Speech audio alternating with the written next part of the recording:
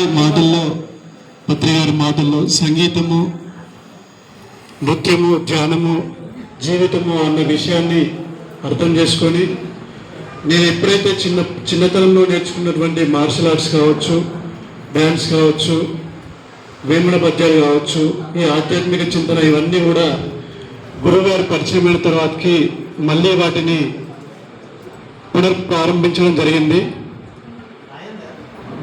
Intermediate సమయంలో 10th వరకు మంచి రిజల్ట్ ఉన్న నేను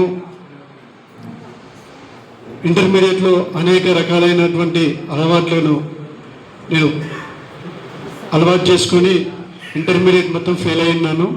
ఆ తరుణంలో గురుగారి పరిచయము, ఈ సంగీతము, నృత్యము, ధ్యానము అన్న విషయాన్ని అర్థం చేసుకొని సంపూర్ణమైన ఆరోగ్యానికి, సంపూర్ణమైన ఆనందానికి కారణము సంగీతము, నృత్యము, ధ్యానము అన్న విషయాన్ని అర్థం చేసుకొని 14 సంవత్సరాలుగా ధ్యానంలో ఉంటూ నేను నేర్చుకున్నటువంటి ఆ నృత్యాన్ని, ఆ మార్షల్ ఆర్ట్స్ని, ఆ ధ్యానాన్ని 10 మందికి పంచాలనే ఒక సదుద్దేశంతో బుద్ధా ఫౌండేషన్ని క్రియేట్ చేసి రామచంద్రపురంలో మా విలేజ్లో మొట్టమొదటిగా బుద్ధా స్టాచ్యూని ఏర్పాటు చేసి మా గ్రామస్తులందరికీ మెడిటేషను మరియు శాకాహారాన్ని పరిచయం చేయటం, ఆ ఫౌండేషన్కి కిషన్ రెడ్డి సారు ఎంతగానో మాకు హెల్ప్ చేయడం జరిగింది.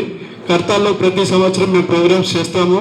మాకు ఆర్థికంగా అప్పుడు నేను ఏం జాబ్ చేయట్లేదు, అప్పుడు మాకు ఎంతగానో కృషి చేసినటువంటి కిషన్ రెడ్డి సార్కి మరొకసారి కృతజ్ఞతలు. డబ్బులు వారి చేతి నుండి ఇచ్చి మమ్మల్ని ఎంతగానో ఎంకరేజ్ చేశారు. ఆ విషయాన్ని నేను ఎప్పటికీ మర్చిపోలేను. అలాగే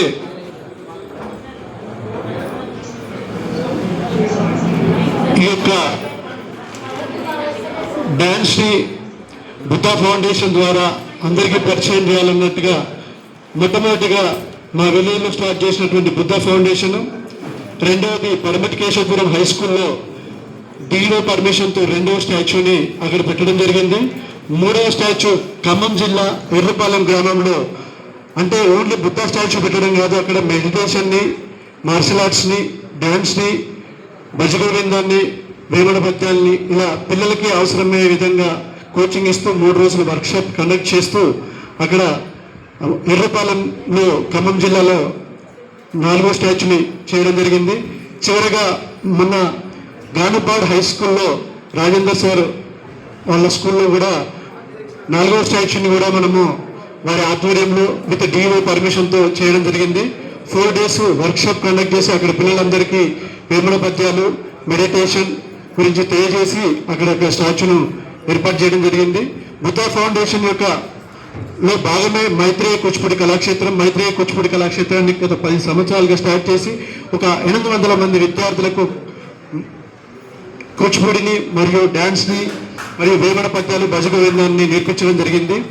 అదేవిధంగా లాస్ట్ ఇయర్ 2 years బ్యాక్ అష్టోత్తర శత నృత్య పఠన ధ్యాన మహాయజ్ఞమై 108 మంది విద్యార్థులకుతో భజగోవిందం పారాయణము, మెడిటేషను మరియు డ్యాన్సు ఈ 3 కలిపి హైరేంజ్ బుక్ ఆఫ్ రికార్డ్ తీసుకోవడం జరిగింది. అలాగే అదే రోజు నైట్ నాకు ఒక డ్రీమ్ వచ్చింది. అష్టోత్తర శత నృత్య పఠన ధ్యాన మహాయజ్ఞం 2 చేయాలని చెప్పేసి నెక్స్ట్ ఇయర్ డిసైడ్ అయ్యాను. నెక్స్ట్ ఇయర్ కూడా మళ్ళీ అష్టోత్తర శత నృత్య పఠన ధ్యాన మహాయజ్ఞం 2 చేయాలని, అది కూడా ఘన విజయంగా సాధించాము. దానికి వండర్ బుక్ ఆఫ్ రికార్డ్ తీసుకోవడం జరిగింది. ఈ విధంగా జనగామ పట్టణంలో అనేక మంది విద్యార్థులకు సంగీతము అంటే నేను సంగీతంలో నాకు ప్రావీణ్యం లేదు కాబట్టి వేమన పద్యాల్ని, భజగోవిందాన్ని నేర్పిస్తూ ఉంటాము. దాంతోపాటు మెడిటేషన్ అండ్ నృత్యము ఈ విధంగా 108 మంది విద్యార్థులతో ఏకకాలంలో చేయించి బతుకమ్మకుంటలో కలెక్టర్ గారి ఆధ్వర్యంలో, ఎమ్మెల్యే గారి ఆధ్వర్యంలో మంచి ప్రోగ్రాం చేయడం జరిగింది.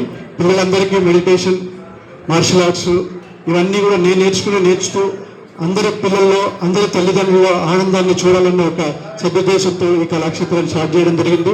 బుద్ధా ఫౌండేషన్ అన్న, కళాక్షేత్రం మైత్రేయ కూచిపూడి కళాక్షేత్రం అన్న, బోత్ ఆర్ ఈక్వల్. నాకు ఈ యొక్క సమయం ఇచ్చినటువంటి ఈ యొక్క రాజేంద్ర మాస్టర్ గారికి ధన్యవాదాలు. అలాగే నా 3 గురువులైనటువంటి ధ్యాన గురువు అయినటువంటి శ్రీ సుభాష్ పత్రి గారికి, మరియు నాట్య గురువు అయినటువంటి పాలకుర్తి కోదండ రామశర్మ గారికి, మరియు కరాటే మాస్టర్ అయినటువంటి కర్ణాకర్ మాస్టర్ గారికి మరొకసారి ఈ సభాపూర్వకంగా వారికి ధన్యవాదాలు తెలియజేసుకుంటూ సెలవు. అలాగే ఈ యొక్క కార్యక్రమానికి విచ్చేసినటువంటి గొప్ప గురువారు, వారిని గతంలో కలిశాను, మాట్లాడాను. కానీ ఈరోజు కలవాలనుకున్నాను, పొద్దుటే వచ్చి కానీ కలవలేకపోయాను. సాయంకాలం మీకు వీలుంటే కలుస్తాను సార్ మీతోని. థ్యాంక్ యూ, ధన్యవాదములు.